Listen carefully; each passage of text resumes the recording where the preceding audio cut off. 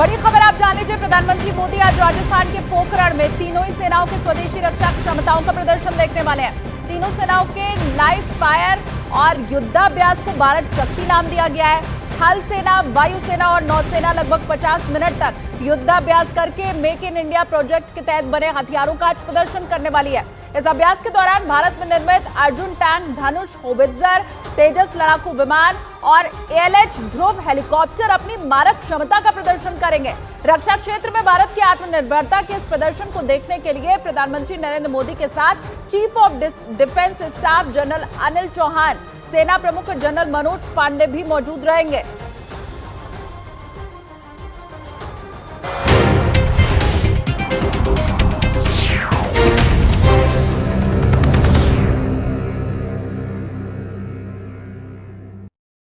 सीमा पर लेकिन बंगाल सरकार को यहां से भी राहत नहीं मिली और सुप्रीम कोर्ट ने CBI जांच पर रोक लगाने से इनकार कर दिया।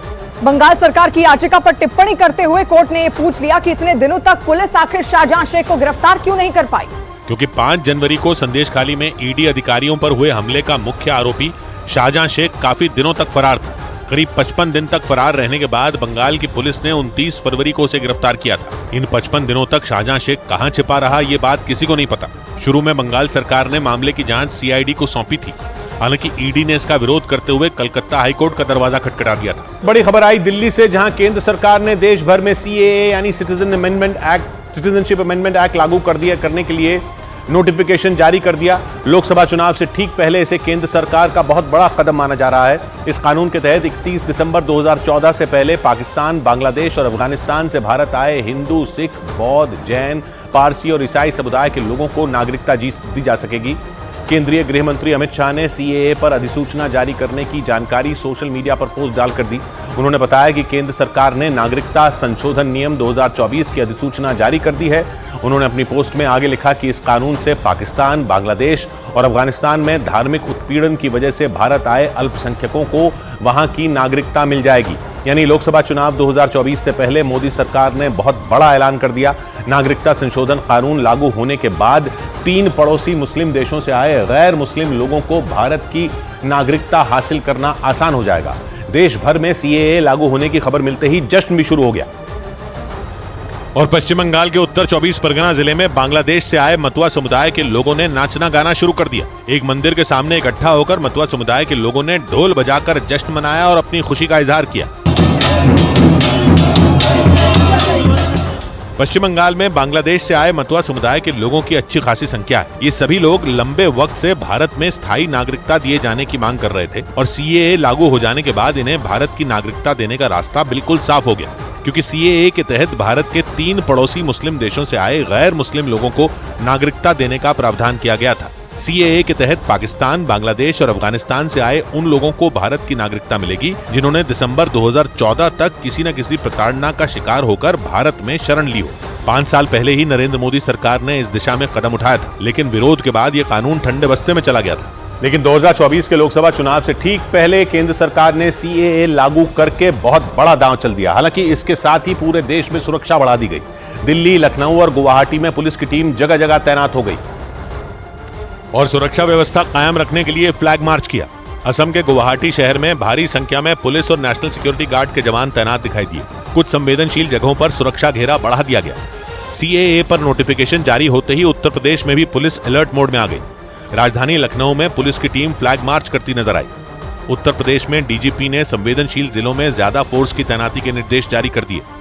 पूरे राज्य में पेट्रोलिंग बढ़ाने के साथ ही CCTV और ड्रोन कैमरों से निगरानी करने के भी निर्देश दे दिए गए। देश की राजधानी दिल्ली में भी पुलिस अलर्ट हो गई। शाहीन बाग इलाके में पुलिस की टीम ने फ्लैग मार्च किया। इसके साथ ही दिल्ली पुलिस की साइबर विंग भी अलर्ट हो गई। सोशल मीडिया पर पुलिस ने निगरानी बढ़ा दी। लोगों से झूठी और भ्रामक पोस्ट शेयर न करने की अपील की गई। दिल्ली का शाहीन बाग वही इलाका है जो 2019 में CAA के खिलाफ प्रदर्शन का केंद्र बन गया था। लेकिन CAA को लेकर एक बार फिर सियासी घमासान भी शुरू हो गया। भारतीय जनता पार्टी और विपक्ष के नेता CAA के मुद्दे पर भिड़ गए। बीजेपी ने केंद्र सरकार के फैसले को बहुत बड़ा कदम बताया, जबकि महाराष्ट्र में शिवसेना उद्धव गुट के नेता संजय राउत ने इस फैसले को बीजेपी का सियासी खेल बता दिया। जो भी संकल्प लिया था, एक एक को चुन चुन कर जिस प्रकार से माननीय प्रधानमंत्री जी के नेतृत्व में सारी चीजों को पूरा किया गया है उसकी एक कड़ी है CAA, नागरिक संशोधन बिल। एक खेल, आखिरी खेल उनका चल रहा है। अभी जब तक चुनाव है तब तक CAA खेलेंगे, खेलने दो। इधर बीजेपी सांसद साध्वी प्रज्ञा सिंह के खिलाफ वारंट जारी हो गया। मालेगांव धमाका मामले में आरोपी बीजेपी सांसद साध्वी प्रज्ञा ठाकुर के खिलाफ NIA कोर्ट ने जमानती वारंट जारी कर दिया। इससे पहले सुनवाई के दौरान खराब सेहत का हवाला देकर साध्वी प्रज्ञा ठाकुर कोर्ट में पेश नहीं हुई थी, लेकिन अदालत ने उनकी ये दलील नामंजूर कर दी। मौसम विभाग ने जम्मू कश्मीर में आने वाले 2 दिनों के लिए भारी बारिश और बर्फबारी का अलर्ट जारी कर दिया। मतलब आने वाले 2 दिन जम्मू कश्मीर के लिए परेशानी भरे हो सकते हैं। इसके साथ ही मौसम विभाग ने उत्तरी कश्मीर में चट्टान खिसकने को लेकर भी चेतावनी जारी कर दी।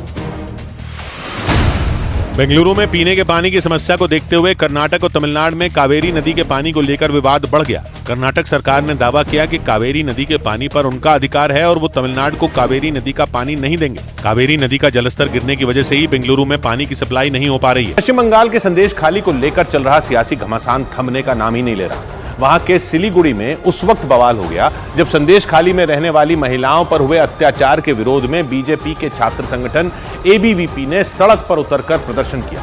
लेकिन हालात तब बिगड़ गए जब प्रदर्शनकारी उग्र हो गए और पुलिस वालों से भी उलझ गए। इसके बाद पुलिस ने हालात संभालने के लिए उन पर लाठीचार्ज कर दिया और दौड़ा कर उन्हें पीटना शुरू कर दिया। पुलिस के इस एक्शन से वहां भगदड़ मच गई। प्रदर्शन में शामिल ABVP के कई कार्यकर्ता पुलिस और अर्धसैनिक बल के जवानों की लाठियों से बचने के लिए भागते दिखाई दिए। वहां से जो वीडियो सामने आया उसमें पुलिस के लोग प्रदर्शनकारियों पर डंडों की बारिश करते नजर आए। कुछ लोग तो बचकर भाग निकले, लेकिन जो लोग पुलिस के हत्थे चढ़े उनकी बुरी तरह पिटाई की गई। वहां से आई एक तस्वीर में पुलिस के जवान प्रदर्शन में शामिल एक लड़के पर लाठी बरसाते दिखे, जबकि एक दूसरी तस्वीर में पुलिस के लोग प्रदर्शनकारियों को खदेड़ते और उन पर लाठी चलाते नजर आए। पुलिस से बचने के चक्कर में एक प्रदर्शनकारी तो गिर गया। इसके बाद पुलिस ने उसकी जमकर खातिरदारी की। इसी तरह